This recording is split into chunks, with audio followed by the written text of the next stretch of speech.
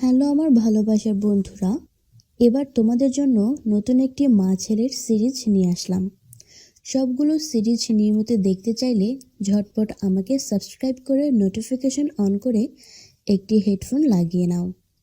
লিটনের বয়স 18, এসএসসি পাশ করে সবে কলেজে উঠেছে। এই বয়সে বন্ধুদের সাথে মিশে দারুণ পেকে গেছে। আগামীকাল কি সে করেনি, সারাদিন শুধু অকাজ করে বেড়ায়। স্বামী আর ছেলে লিটনকে নিয়েই ছোট্ট সংসার। লিটনের বাবা একজন ব্যবসায়ী আর মা মিসেস রুমা একজন সফল গৃহিণী। লিটনের আর কোনো ভাই বোন নেই। লিটনের বাবা মা অবশ্য এখনও চেষ্টা করছেন আরেকটা নতুন সদস্য পরিবারে বাড়ানোর জন্য, কিন্তু কোনো এক কারণে তা হচ্ছে না।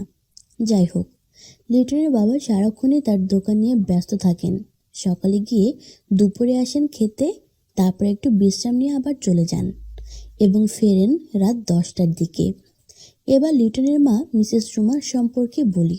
অল্প শিক্ষিতা, এসএসসি পাশ করার পর লিটনের বাবার সাথে তার বিয়ে হয়ে যায়, তাই পড়ালেখা বেশি করতে পারেনি।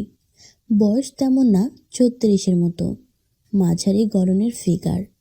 তার ফুলের সাইজ বড় হওয়ায় বুকের উপর মাথা উঁচু হয়ে থাকে, দেখতে অনেক আকর্ষণীয়।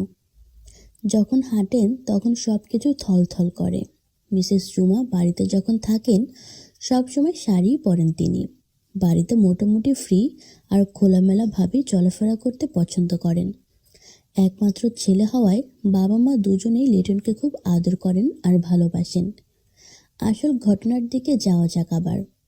লিটন বাজার থেকে কিনে আনা একটা এইরকম গল্পের বই পড়ছিল আর নিজের খেলোয়াড় হাতে নিয়ে খেলছিল। এমন সময় হঠাৎ করে তার মা মিসেস রুমা, অর্থাৎ আমি, কোনো আওয়াজ না করে ছেলের ঘরে ঢুকে যাই তাকে খাবারের জন্য ডাকতে। আর ঢুকেই আমি হতভম্ব হয়ে যাই ছেলের অবস্থা দেখে। লিটন দরজা বন্ধ করেছে, কিন্তু মনে হয় অধিক আবেগের কারণে ছিটকিনি লাগাতে ভুলে গেছে। মিসেস রুমা ঘরে ঢুকেই ছেলের অবস্থা দেখে নিজের চোখকে বিশ্বাস করতে পারছিলেন না। যা দেখছেন তা কি সত্য না কল্পনা ভাবতেই পারছেন না। পাথরের মতো কিছুক্ষণ দাঁড়িয়ে রইলেন আর ছেলের কাণ্ড দেখতে লাগলেন। লিটনের এর মধ্যেই অবস্থা বেগতিক হয়ে জল ছেড়ে দেয়। মিসেস রুমা ছেলের কাণ্ড দেখে নিজেকে আর সামলাতে পারলেন না, আর ওখান থেকে কোনো আওয়াজ না করে ছেলের রুম থেকে বের হয়ে গেলেন। মিসেস রুমা নিজের রুমে গিয়ে ছেলে যা করছিল তা ভাবতে লাগলো। আজ কি দেখলেন তিনি? শেষ পর্যন্ত তাদের আদরের ছেলেটি এমন হয়ে গেল। তাছাড়া সে কি বই পড়ছিল যার কারণে অবস্থা এমন হয়ে যাবে? কৌতূহলে আমি তার রুমে গেলাম, সে একটু টের পেল না, নাকি টের না পাওয়ার ভান করেছিল। এসব ছাড়াও আরও অনেক কিছু মিসেস রুমার মাথায় ঘুরপাক খাচ্ছিল। আর ওদিকে লিটন এখন কিছুটা হালকা অনুভব করছে এবং উঠে চান করে ফ্রেশ হয়ে গেল। তারপর রুম থেকে বের হয়ে মামা বলে মিসেস রুমার দিকে যেতে লাগলো। ছেলের কণ্ঠ শুনে মিসেস রুমা রুম থেকে উঠে এলেন এবং বললেন, কি রে, এমন ছাগলের মতো ডাকছিস কেন? কি হয়েছে? লিটন বলল, খিদে লেগেছে, কিছু খেতে দাও। মিসেস রুমা মনে মনে বললেন, খিদে লাগবে না? এতক্ষণ যা করছিলি তাতে তো খিদে লাগারই কথা। মাকে বিড়বিড় করে কিছু বলতে দেখে লিটন আবার বলল, কি হলো, কী সব বিড়বিড় করছো? কই, খাবার দাও। ছেলের কথায় মিসেস রুমার সম্বিত ফিরে পেলেন এবং সব কিছু লুকিয়ে বললেন, তুই তোর রুমে যা, আমি নিয়ে আসছি। মায়ের কথায় লিটন তার রুমে চলে যায় এবং একটু পর খাবার নিয়ে মিসেস রুমা ছেলের রুমে যান। লিটন তখন বিছানায় শোয়া ছিল। মাকে দেখে সে উঠে বসল।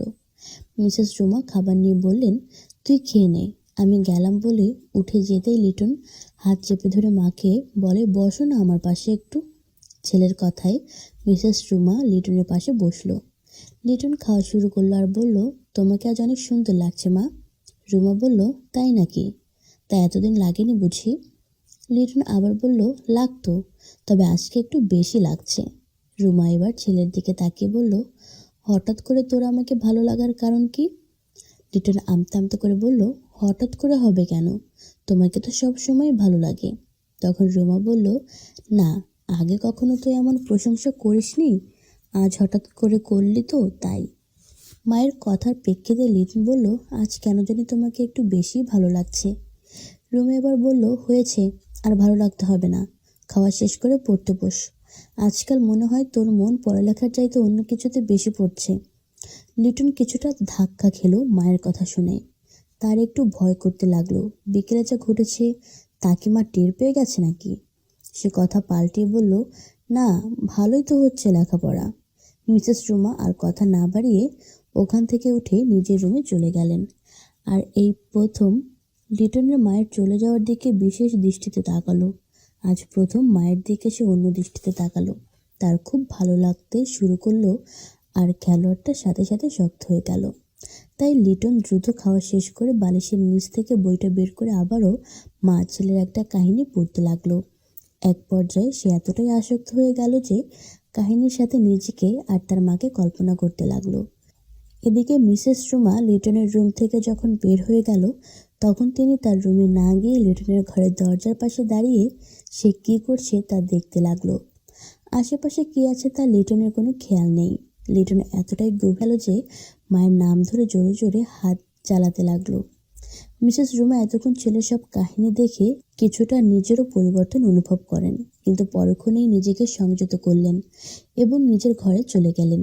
লিটন আবারও ফ্রেশ হয়ে এইসব রেখে একাডেমিক পড়া পড়তে বসলো, আর মনে মনে ঠিক করলো যেভাবেই হোক মায়ের সাথে খেলতে হবে। পড়ায় একদম মন বসাতে পারছে না, তবুও চেষ্টা করলো পড়তে। ওদিকে মিসেস রুমা নিজের রুমে গিয়ে ছেলে যা করলো তা ভাবতে লাগলো।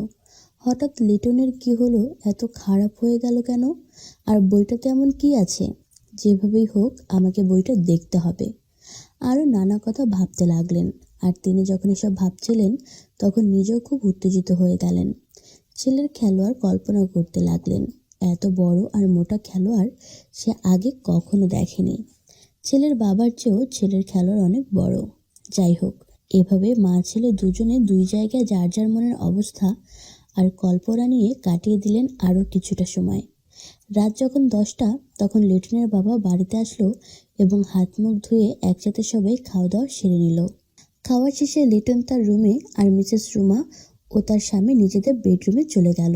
মিসেস রুমা সেই বিকেল থেকে ছেলের কাণ্ড দেখে অনেক গরম হয়েছিলেন, তাই স্বামী বেডরুমে ঢুকতেই নিজের খেলার মাঠ উন্মুক্ত করে দিলেন আর খেলার জন্য ব্যস্ত হয়ে পড়লেন।